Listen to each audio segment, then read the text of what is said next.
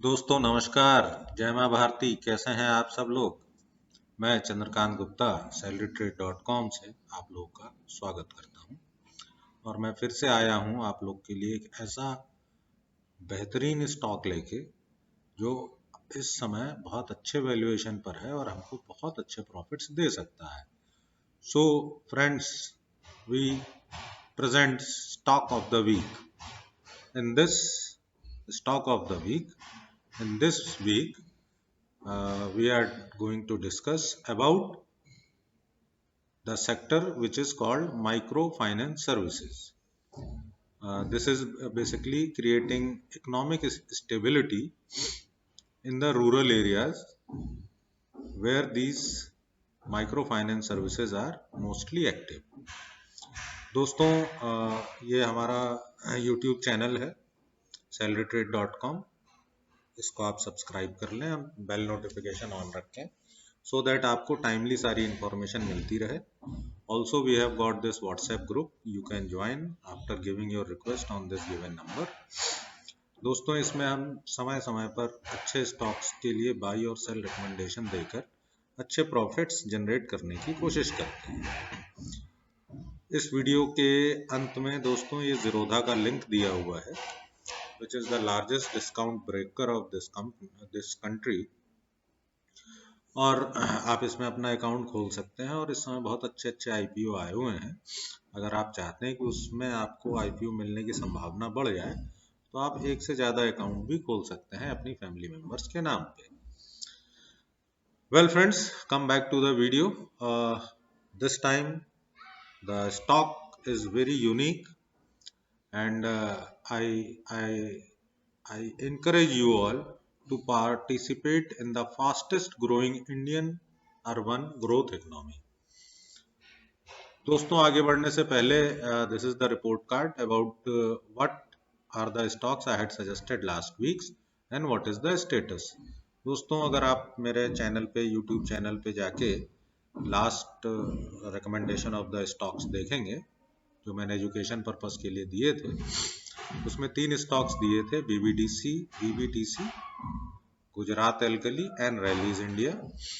दोस्तों बीबीटीसी ने जो है 1185 का हमारा बाई प्राइस था, अभी 1562 पे चल रहा है and this is running for the target. Sorry 1562 का इसका टारगेट है और अभी 1203 पे ये चल रहा है. 1242 का हाई मार के आया है. दोस्तों within a week the fastest result given by this stock the Gujarat Alkali, जो हमने 306 पे बाई करवाया है और इसका जो टारगेट था वो 375 था, जिसका ये हाई मार के आ गया है और हमारा 375 का प्रॉफिट भी हमने इसमें बुक कर लिया है. अभी ये 360 पर है. तो दोस्तों इसीलिए हमने अपने YouTube चैनल में how to put GTT order ये वीडियो डाला हुआ है, उसे आप देख सकते हैं कि जब भी मैं आपको कोई स्टॉक बताता हूं और उसका टारगेट बताता हूं तो आपको लगातार देखते रहने की ज़रूरत नहीं है कि कब ये प्राइस आए और कब मैं सेल करूं. आप उसका जीटीटी ऑर्डर लगा सकते हैं in the Zerodha, where automatically वो सेल हो जाएगा और आपको दिन भर आंखें फोड़ने की या परेशान होने की ज़रूरत नहीं है. तीसरा स्टॉक हमने बताया था रैलीज इंडिया, ये 259 पे हमने बाई कराया हुआ है. दोस्तों ये 285 का हाई मार चुका है, करेंटली 273 पर है, जिसे आप चेक कर सकते हैं. इसका टारगेट प्राइस 307 है and this stock is also in our portfolio, in the positional portfolio, and it is running. So all the stocks are in the profit. So these were the positional stocks for trading and this is the status. चलो दोस्तों अब आज के stock की तरफ आगे बढ़ते हैं. दोस्तों पहले हम ये जान ले what is micro financing. Basically goal of micro financing is to give low income people an opportunity to become self-sufficient by providing a means of saving money or borrowing money and the insurance. दोस्तों जो हमारे देश का urban India है, urban population है, that accounts around 70% and there is a huge potential of growth. So I urge all of you to be participate in this growth and make your own share of money from there.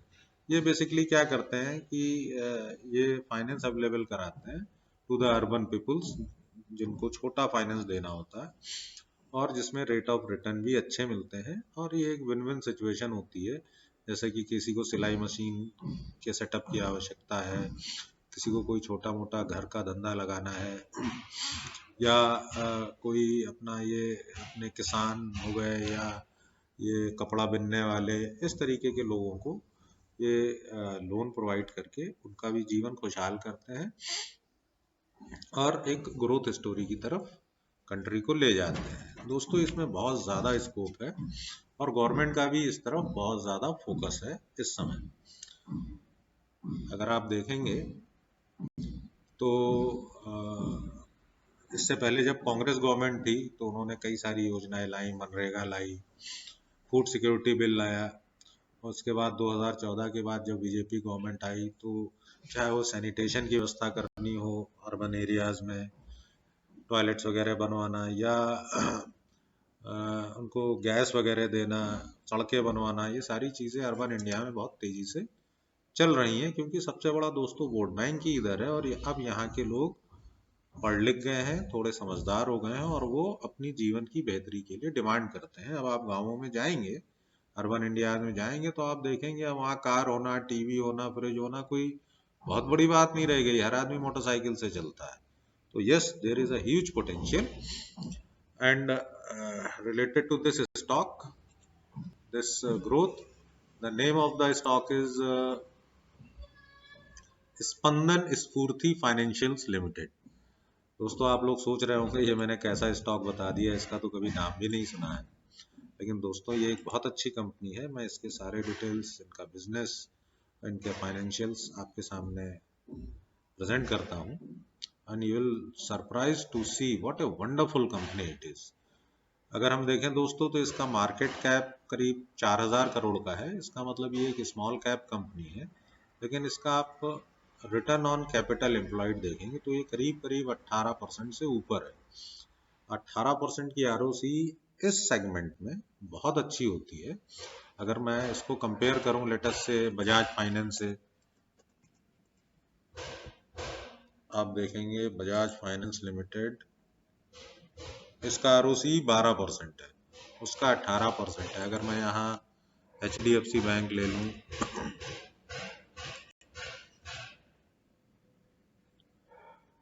तो आप देखेंगे HDFC bank का 7.5%। तो अगर performance wise and result wise Spandana का हम return on capital employed, मतलब जितना पैसा उन्होंने लगाया है उससे सालाना कितने परसेंट के प्रॉफिट निकालते हैं, which is very impressive, of around 18%। दोस्तों, इसकी फेस वैल्यू 424 रुपए है और ये अभी 610 रुपए के अराउंड ट्रेड कर रहा है। अब हम देखते हैं कि इसके शेयर होल्डिंग पैटर्न कैसा है। तो दोस्तों, इसमें जो प्रमोटर ने एक मेजर स्टेक ऑफ 62% ले रखा है और ये ऑलमोस्ट इंटैक्ट है। इसमें FIIs 10% है। The wonderful thing which I have seen in this FIIs that इसमें बड़े बड़े लोगों का स्टेक है दोस्तों, लाइक गोल्डमैन शेशे, वेरी रेनाउड company, you all are knowing, इनका भी स्टेक है इसमें, इस छोटी सी कंपनी में। वैलियंट मॉरिशस, ये एक बहुत रेनाउड इन्वेस्टर है मॉरिशस से, आप गूगल में जाके इसको सर्च कर सकते हैं। जहाँ कहीं भी ये इन्वेस्ट करते हैं वो बहुत पोटेंशियल इन्वेस्टमेंट होती है। इन्होंने भी यहाँ पे स्टेक ले रखा है। रॉकडेल इमर्जिंग मार्केट मॉरिशस, इनका भी इन्वेस्टमेंट है इसमें। जब मैं DIIs को देखता हूँ विच इज़ अराउंड 4.5%, तो इसमें JM फाइनेंशियल्स का स्टेक है। सबसे अच्छी चीज़ दोस्तों, जब मैं इसका पब्लिक में जो इनके शेयर हैं करीब 22%, जब मैं इसमें डिटेल्स में जाके देखता हूँ तो पब्लिक से भी सारे शेयर ले लेके इन बड़े बड़े प्लेयर्स ने अपने पास रख लिए हैं। आप देखेंगे वैलियंट मॉरिशस, उसको एज ए FII तो इसने ले ही रखा है, एज ए पब्लिक से भी इसने स्टॉक्स उठा रखे हैं करीब करीब 6%। ICICI Prudential, Bajaj Allianz, Bajaj holding, Edelweiss financial, इन सभी ने इसमें एक अच्छा खासा स्टेक उठा रखा है। अगर आप देखें तो 5, 4, 9, 10, 11, 12, 13% तो इन स्ट्रॉन्ग हैंड्स के पास है। तो अराउंड 10% ही इसके फ्री फ्लोट स्टॉक हैं जो आम पब्लिक के पास है, हमारे आपके जैसे लोगों के पास। very strong shareholding pattern. Very big players are over there, and that gives a confidence that this company is a growing company and will perform better in the future. अगर हम इसके प्रॉफिट लॉस को देखें तो दोस्तों इनकी sales अगर आप देखेंगे तो ये लगातार बढ़ रही है 723 से, फिर 781, फिर ये 12, 13 और 14, इसमें इनका सेल्स कम रही है। लेकिन अगर आप देखेंगे 15 से ये सेल्स लगातार बढ़ी है और 18 से 19 में तो ये डबल हो गई है और उसके बाद बढ़ती ही चली जा रही है। दोस्तों इसका रीज़न आप लोग भली भांति समझ रहे होंगे कि जब से ये this new government our BJP government has came और इसके बाद इन्होंने अर्बनाइजेशन पे और वहाँ की लाइफ को इम्प्रूव करने पे जितना ज़्यादा फोकस किया है as a national policy, sanitation या उज्ज्वला योजना या इस तरीके की और भी कई सारी चीज़ें जो चलाई हैं, उसके बाद से वहाँ पर एक डेवलपमेंट का माहौल बना है और उसकी वजह से वहाँ पर जब लोगों की बेसिक नीड्स पूरी हुई तो उन्होंने फर्दर ग्रो करने के लिए इन कंपनीज का सहारा लिया और इस कंपनी की सेल्स उसके बाद कंटिन्यूअसली लगातार बढ़ रही है।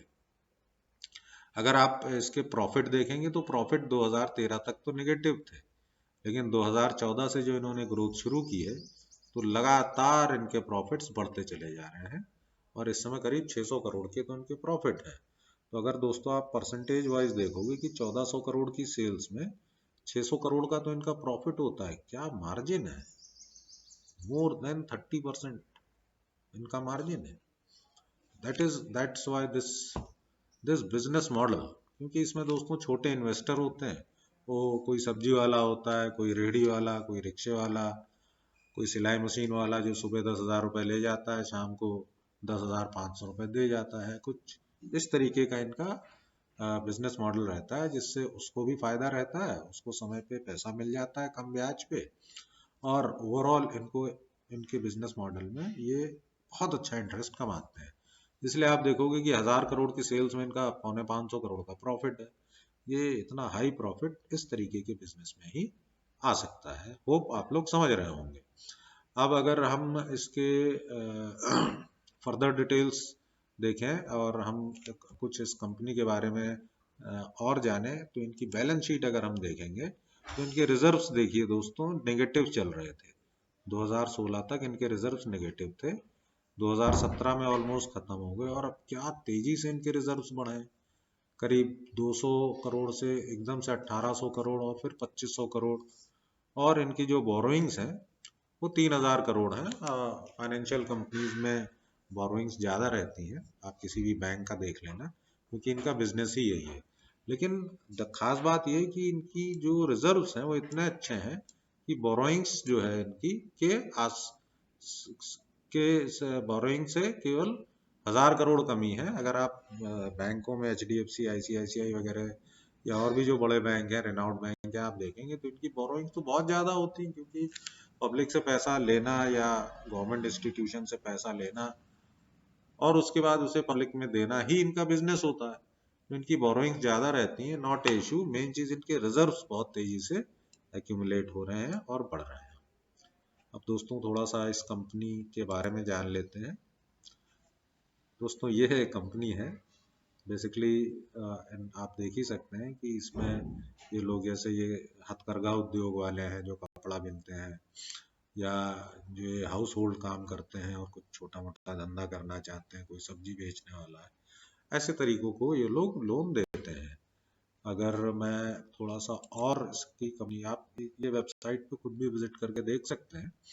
अगर हम देखें तो दिस कंपनी स्टार्टेड इज 1998, 20-22 साल पुरानी कंपनी है और 2003 तक within 5 years it grew to the largest micro financial institution in India. ये हिंदुस्तान के सबसे बड़े माइक्रो फाइनेंशियल इंस्टीट्यूशंस हैं and 6th largest across globe. इनकी 1856 ब्रांचेस हैं और ये बेसिकली अभी साउथ में ऑपरेट कर रहे हैं, 10 स्टेट्स में साउथ के, इसीलिए हम नॉर्थ में हम लोगों को इतना कुछ पता नहीं होता। 13-14 हज़ार इनके एम्प्लॉयज़ हैं, तो एक वेल ऑर्गेनाइज्ड सेटअप है, ऑर्गेनाइज्ड सेक्टर है। अगर हम थोड़ा सा और इनके बारे में जानना चाहें होम पे, मैं दिखाता हूँ आपको। अगर देखें कि इनको कुछ अवार्ड्स वगैरह क्या मिले, इन्होंने डाला हुआ है तो मैं रहा हूँ। तो India's A list of excellence entrepreneurship award, top 100 women in finance award, the best micro finance company of the year, और इस तरीके के बहुत सारे अवार्ड्स मिले हैं। तो वेल रिकॉग्नाइज्ड कंपनी है।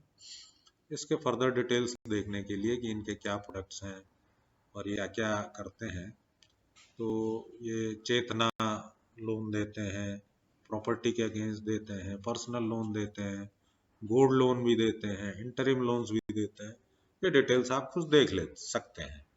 दोस्तों अब इसके टेक्निकल एनालिसिस देख लेते हैं, इसका चार्ट क्या कहता है। ये दोस्तों स्पंदन का डेली चार्ट है। इसमें दोस्तों अभी ये कंपनी अराउंड 610 के आसपास है, और आप देख सकते हैं कि अगर यहाँ से इसका शॉर्टेस्ट सबसे छोटा प्रॉफिट अगर देखा जाए, टारगेट देखा जाए, तो वो 860 का है, which is around 40% of the returns. और दोस्तों कोरोना क्रैश से पहले ये कंपनी यहाँ पर थी, उसके बाद ये जब नीचे गिर गई कोरोना क्रैश में, उसके बाद अब इसने 2 डबल बॉटम बनाए हैं। अगर हम as a technical analysis point of view से देखें, फिर इसने ऊपर चलना शुरू किया और उसके बाद से कंटिन्यूअस ऊपर ही उठ रहा था। इस लेवल पे दोस्तों आके इसने रेजिस्टेंस लिया है। उसका कारण बहुत अच्छे से समझ में आता है कि जो लोग यहाँ पर बाई करके इसको रखे हुए थे और यहाँ पर इन लोगों ने एवरेज किया हुआ है, वो लोग बार बार यहाँ पर आने पे इसको सेल कर देते हैं। और इस समय ये एक बहुत अच्छे प्राइस पर है 610 की, और मिनिमम टारगेट इसका जो है वो बिफोर कोरोना जो इसका लेवल था वो है, जो कि करीब 1200 रुपए, विच गिव्स यू 100% रिजल्ट। और अगर हम इसको और होल्ड कर पाए तो ये 1400 रुपए तक भी दोस्तों 1-1.5 साल में 2 साल में जा सकता है। मुझे नहीं लगता कि 3-4 महीने से ऊपर इस टारगेट पे लगेंगे, मैक्सिमम 2-3 महीने लग सकते हैं। और उसके बाद ये 1200 का टारगेट भी बहुत दूर नहीं है। तो दोस्तों अगर आप इस कंपनी के बारे में और डिटेल देखें तो एक सवाल ये मन में उठता है कि सारी फाइनेंस की कंपनियां बहुत डेवलप की हैं, बहुत भागी हैं, ये कंपनी उस हिसाब से भागी नहीं। बजाज फाइनेंस भागा है, सारे बैंक्स भागे, इसने ग्रो क्यों नहीं किया है? तो इस बात को समझने की कोशिश करें। ये सवाल बिल्कुल ठीक है, मैंने भी इस पे सोचा हुआ है, क्योंकि जो बिजनेस मॉडल है इनका वो है अर्बन सेक्टर में लोन्स को प्रोवाइड करना। कोरोना काल में इस तरीके के सारे लोग घर से बंद हो गए, इनके लोग जो बाहर गए हुए थे, इनकी जो नौकरियां थी, और इनका सारी लाइफ हौच पौच हो गई, सारे लोग वापस आ गए। फिर उस कंडीशन में जब लॉकडाउन वगैरह की स्थिति थी, तो जिस तरीके का लोन ये लोग देते हैं रेडी वाले को, दर्जी को, कुम्हार को, तो इन सबके धंधे बंद हो गए थे, जिसकी वजह से इनके ऊपर फाइनेंशियली इनके बिजनेस पे काफ़ी इम्पैक्ट आया था। लेकिन इस समय ये राइट टाइम है इसको बाई करने का, बिकॉज अब सारी चीज़ें ओपन हो गई हैं, सारी चीज़ें खुल गई हैं, चीज़ें नॉर्मलाइज हो रही हैं, और इनका बिजनेस भी नॉर्मलाइज होगा, और ये सारे टारगेट्स वेल अचीव हो सकते हैं। तो देखा दोस्तों, it's such a wonderful company with such a good financials, such a good growth, such a good investors base। जो इनके शेयर होल्डर्स हैं वो वर्ल्ड के रिनाउड ऑर्गेनाइजेशंस हैं। So this is all friends from my side about this stock. You can do your own due diligence, you can do your own study, and you can take decision accordingly. Personally I am a buyer at this side, and I'll keep this stock for the final target. At least the target of 100% I'll keep it with me. So that's my decision, friends. So thanks to you all for your time, and as a salary trade practice, keep investing in good stocks and do not forget to do cyclic profit booking.